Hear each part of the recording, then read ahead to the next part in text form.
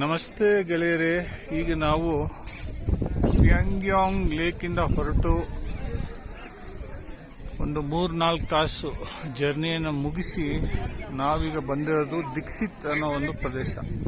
ಇಲ್ಲಿ ಈ ಟಿಬೆಟಿಯನ್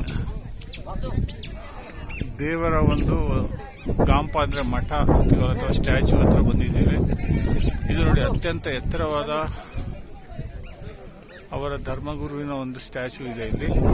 ಇಲ್ಲೆಲ್ಲ ತುಂಬಾ ಜನ ನೋಡಕ್ ಬಂದಿದ್ದಾರೆ. ಸೊ ಇದು ಬೆಟ್ಟ ಗುಡ್ಡ ಪರ್ವತಗಳ ಮಧ್ಯೆ ಕಟ್ಟಿದ್ದಾರೆ ಇದನ್ನ. ಸೊ ಈ ಊರ ಹೆಸರು ದಿಕ್ಸಿತ್ ಅಂತ. ಇಲ್ಲಿ ನೋಡಿ, ಎಲ್ಲ ಊರು ಕೆಳಗಡೆ ಮನೆಗಳಿದ್ದಾವೆ.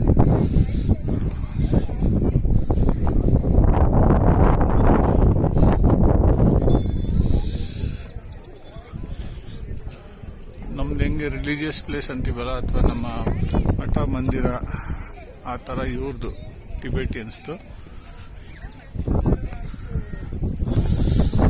ಈ ಡಿಸ್ಕೆಟ್ ಮಾಂಟೆಸ್ಟರಿ ಅಂತಾರೆ ಇದಕ್ಕೆ. ಇದರ ಒಂದು ಸಂಕ್ಷಿಪ್ತ ಇತಿಹಾಸ ಇಲ್ಲಿ ಕೊಟ್ಟಿದ್ದಾರೆ. ಸೊ ಇದೇನಂದ್ರೆ, ಇದರ ಇತಿಹಾಸ 14ನೇ ಶತಮಾನದ ಹಿಂದೆ ಹೋಗುತ್ತೆ. ಸೊ ಇದಕ್ಕೆ ಎಂಟ್ರಿ ಫೀಸ್ ಒಂದು ಇಟ್ಟಿದ್ದಾರೆ, ಅದು 40 ರೂಪಾಯಿ.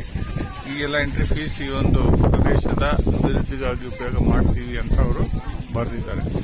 ಸೊ ಇದು ಈ ಥರ ನಮ್ಮ ಗುಡಿಯಲ್ಲಿ ಹೆಂಗೆ ಕಟ್ಟಿರ್ತೀವಿ ಆ ಥರ ಈ ಥರ